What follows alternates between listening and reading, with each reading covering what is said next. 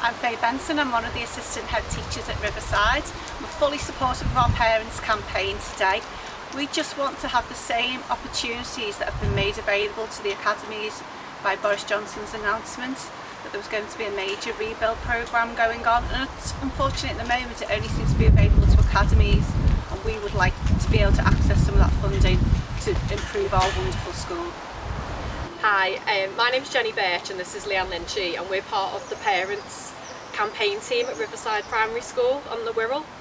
We're trying to raise awareness of the school's current plight. The school's unfortunately fallen into quite disrepair, and although we've been offered some local funding, we really need big money from the government, and we're trying to raise awareness for what's now turning urgent repairs.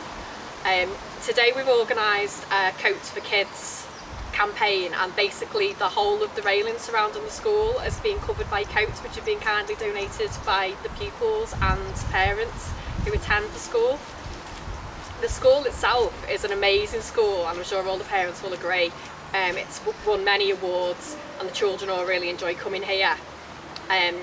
So they deserve better. They deserve better than a cold building where the boilers is that old that we cannot replace the parts for it because they're literally obsolete. The children deserve better than a broken kitchen equipment, so currently they haven't got facilities for hot meals, and the children deserve better than leaky, drafty windows and broken roofs that sometimes causes it to drip on the children's heads. So we're making an appeal to say this isn't acceptable, and we're trying to raise awareness. Yeah, I'm Kira Tuck. I'm one of the parents of the school. My 6-year-old son attends here. My 6-year-old has type 1 diabetes, ADHD, and he's on the autism pathway as well. The school is absolutely outstanding. The staff work so hard to keep him alive. It's, you know, he's such high risk. He absolutely thrives in the school. They work so close with him to keep him happy, comfortable. I would not send him anywhere else. It's just a shame that the building isn't as good as the staff. They really need to up their game, give us the facilities we need.